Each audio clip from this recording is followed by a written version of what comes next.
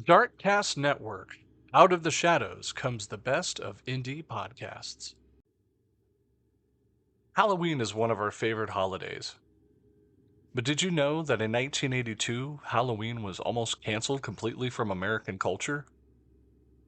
While poisoned candy being given out to trick-or-treaters at Halloween is extremely rare, if existent at all, this particular incident, which unfolded in October 1982, raised renewed fears. Some communities discouraged trick-or-treating altogether for Halloween, and American grocery stores reported that candy sales were down more than 20%. This event single-handedly almost ended Halloween in the United States. Halloween being my favorite holiday, that story truly terrifies me. My name is DJ, and this is the Mythical True Crime Podcast.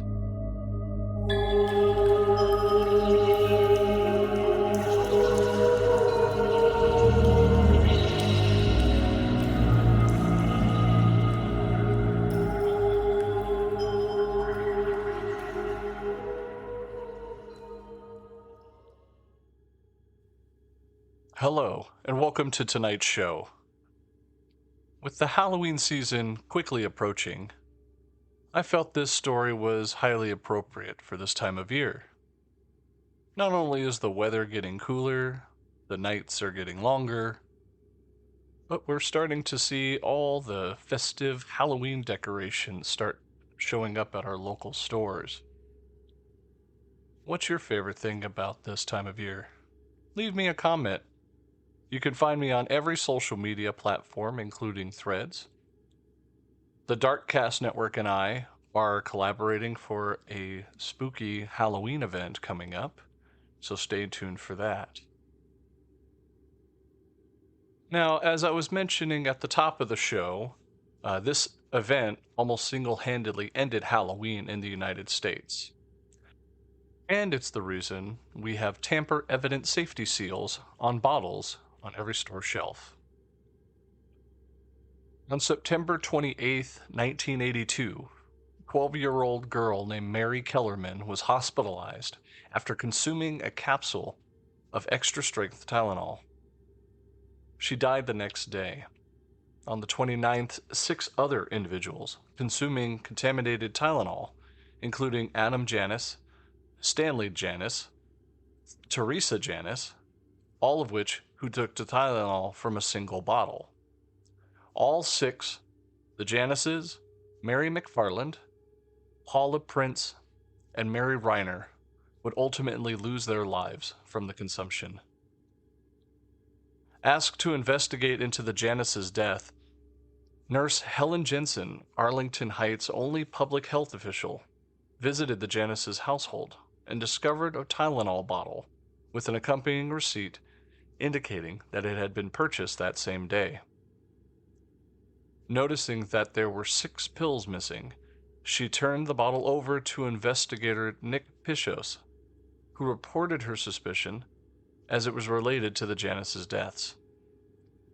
Pichos called Dr. Edmund Donahue, Deputy Chief Medical Examiner for Cook County, who suspected that cyanide might be the culprit. Asked Pichos to smell the bottle. When Pichos smelled the almond-like scent, Donahue asked the county's chief toxicologist, Michael Schaefer, to test the capsules, and Schaefer's team determined that each of the remaining 44 capsules inside the Janice's bottle contained nearly 3 times the fatal amount of cyanide. Authorities held a press conference advising the public not to take Tylenol for the time being. By chance, the bottle of Tylenol that Kellerman used was inventoried by paramedics. Investigators noticed that the Janice bottle and the Kellerman bottle came from the same lot, MC2880, and Johnson & Johnson issued a recall for all Tylenol from that lot. But when the tainted bottles from other lots were discovered, for example, the pills that Mary McFarland's possession traced were from lots 1910MD and MB2738, The recall expanded to cover those lots and any bottles of any extra strength capsules from any lot purchased within the Chicago area, making this one of the largest pharmaceutical recalls ever. A multi-agency investigation found the tampered pills who have been sold on and put back on the shelves at a variety of stores in the Chicago area, including 2 different Jewel Foods, one on Arlington Heights and one in Elk Grove Village, and an Osco drugstore, a Walgreens, and a Dominick's, all within Chicago, as well as a Frank's Finer Foods in Wineville. One bottle that had been purchased, but due to an off scent, not used by Linda Morgan, wife of Judge Lewis V. Morgan.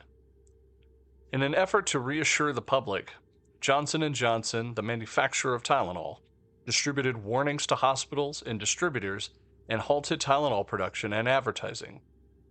After other incidents, like strychnine adding to Tylenol bottles in California, a nationwide recall of Tylenol products was issued on October 5, 1982, with an estimated 31 million bottles in circulation, with the retail value of over $100 million. The company also advertised in a national media for individuals not to consume any of its products that contained acetaminophen after it was determined that only these capsules had been tampered with. Johnson & Johnson also offered to exchange all Tylenol capsules already purchased by the public for solid tablets. Customs at airports outside the U.S. were even asking visitors if they brought Tylenol medicine with them. Now, the tainted capsules were found to have been manufactured at 2 different locations, Pennsylvania and Texas, suggesting that the capsules were tampered with after the product was placed on the store shelves. The police previously hypothesized that someone had taken the bottles off the shelf in a local store in Chicago, placed potassium cyanide in some of the capsules, and then placed the package back on the store shelves to be purchased by unknowing customers. In addition to the 5 bottles that led to these victims' deaths, a few other contaminated bottles were later discovered in the Chicago area. In early 1983, and at FBI's request, the Chicago Tribune columnist Bob Greene published the address and grave location to the first and youngest victim, Mary Kellerman. The story, written with the Kellerman's family's consent, was proposed by the FBI criminal analyst John Douglas on the theory that the perpetrator might visit the house or gravesite if he was made aware of the locations. Both sites were kept under 24-hour video surveillance for several months, but no killer surfaced. A surveillance photo of Paula Prince purchasing cyanide-tampered Tylenol at the Walgreens at the 1601 North Wells Street in Chicago was released by the Chicago Police Department. Police believed that a bearded man, seen just feet behind Prince, may have been the killer. Now, before we get into the suspects, I, like you, have heard this story, but I've heard type of urban legends stories about Tylenol being bad for you. Acetaminophen, from my understanding, metabolizes in your liver, much like alcohol, which is why you do not want to mix them. You shouldn't mix any drugs with alcohol, so there's your PSA, kids. But I remember vaguely hearing this story that Tylenol was being laced and you shouldn't have Tylenol at all. Could have been a PR stunt by a rival pain reliever company? Or was it random people doing one of the sickest things and wanting to harm others, innocent people? During the initial investigations, a man named James William Lewis was accused of sending a letter to Johnson & Johnson demanding $1 million to stop the cyanide-induced murders. Upon his arrest, Lewis told authorities how the person behind the attacks may have carried out the killings. By buying Tylenol, adding cyanide to the bottles, and returning them to the store shelves.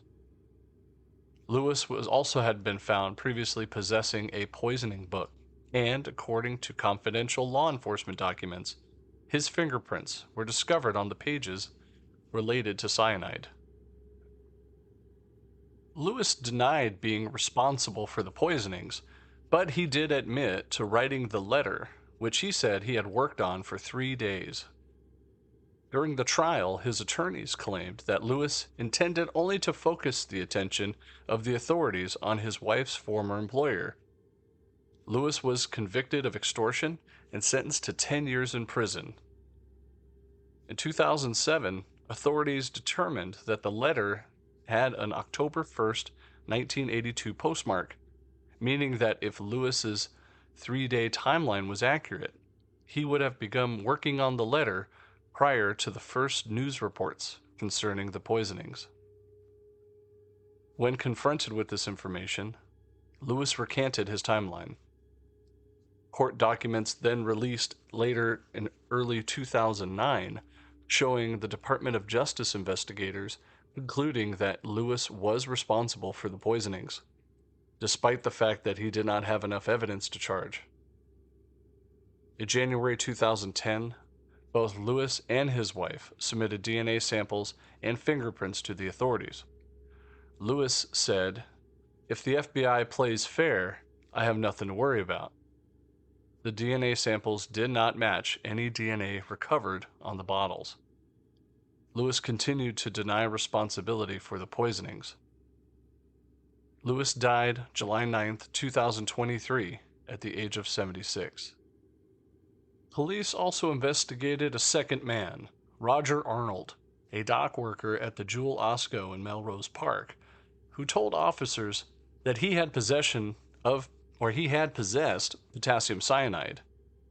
Bar owner Marty Sinclair, whose establishment Arnold frequented, reported Arnold to the police, saying that Arnold had discussed killing people with a white powder and had been increasingly erratic after his marriage had dissolved.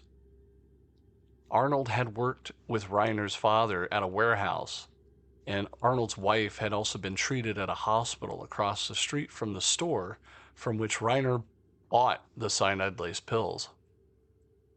A copy of The Poor Man's James Bond, which contained instructions on making potassium cyanide, was found in Arnold's home. Arnold was held several times by the police, but never officially charged.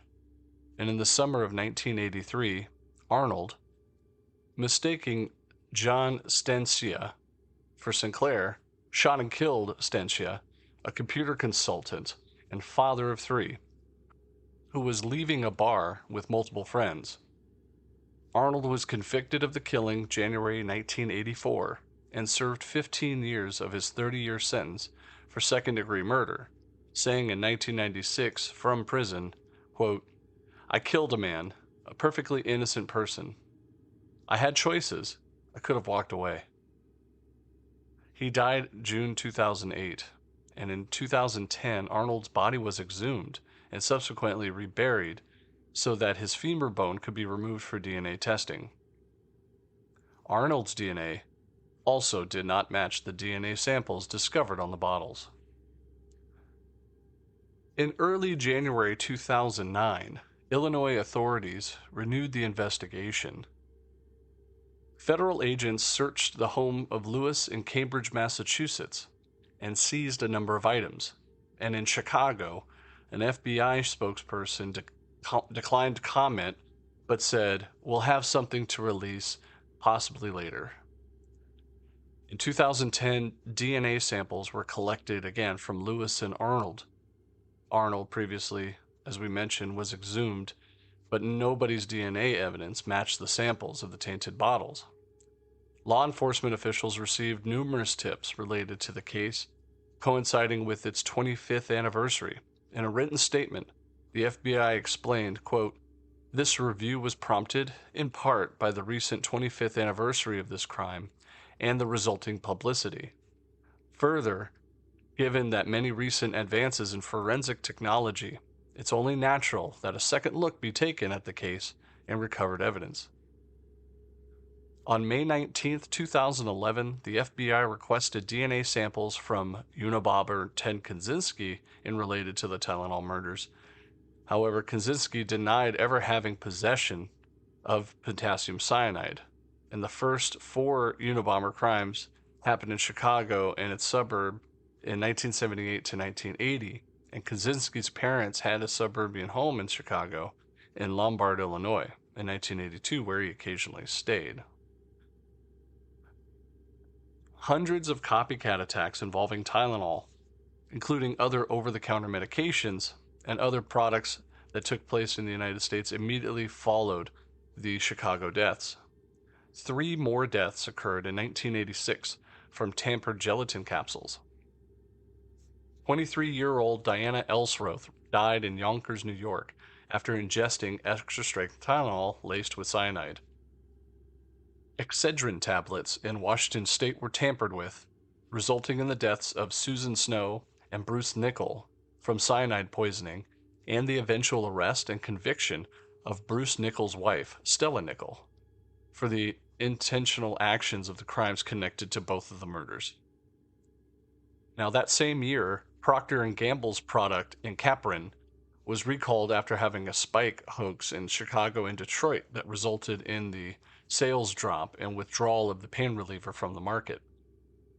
In 1991, in Washington state, Kathleen Danaker and Stanley McWhorter were both killed by 2 cyanide-tainted boxes of Sudafed, and Jennifer Mailing also went into a coma with a similar poisoning, but recovered shortly thereafter.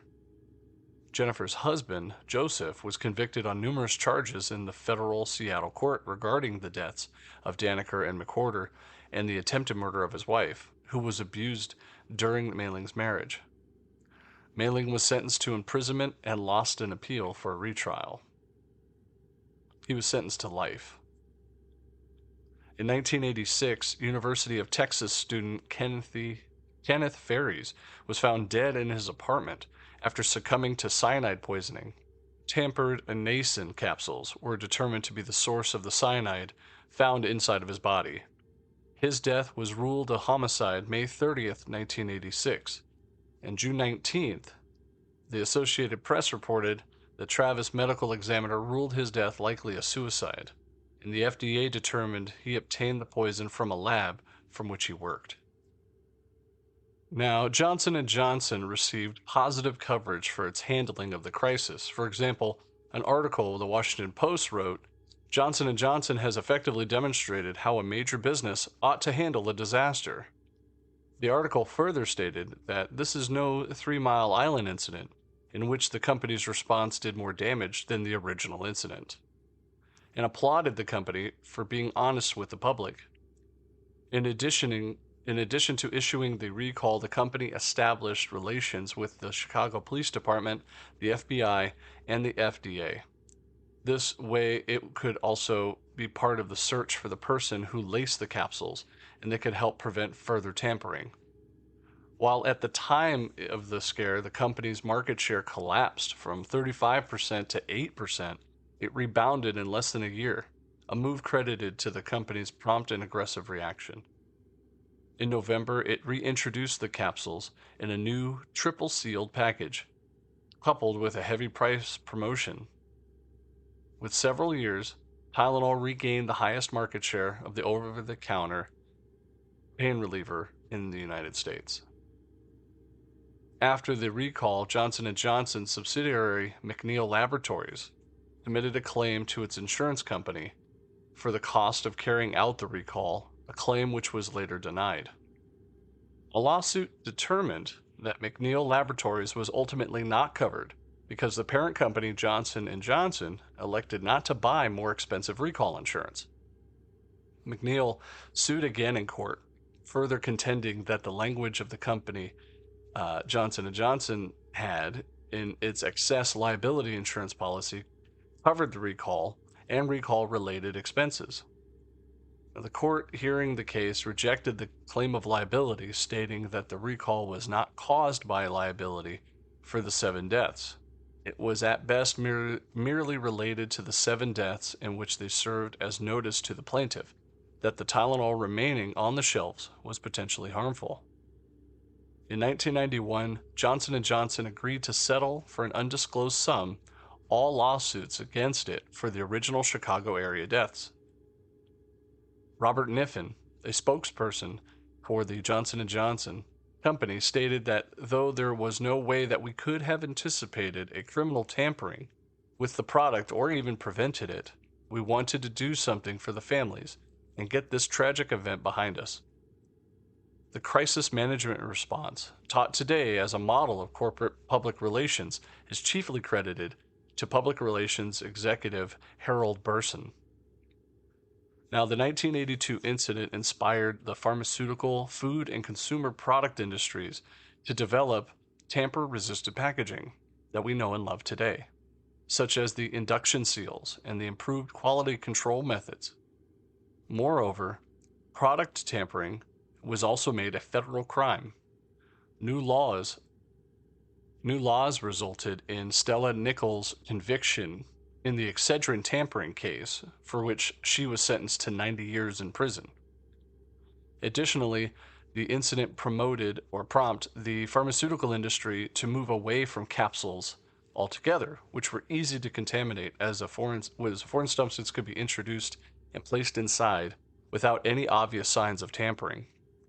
Within a year, the FDA introduced a more stringent regulation to avoid product tampering. This led to the eventual replacement of the capsule with the solid caplet, a tablet that was in the shape of the capsule as the drug delivery form, and with the addition of tamper-evident safety bottles on all sorts. Now, as I mentioned at the top of the episode, while this was going on, the Halloween season was also going on, and people were still worrying about poison candy. If you'd like to hear more about poison candy, I have an episode called The Real Candyman, Ronald O'Brien. That episode and many more are available in the Mythical True Crime Podcast library, anywhere you can listen to your podcasts. That concludes tonight's episode.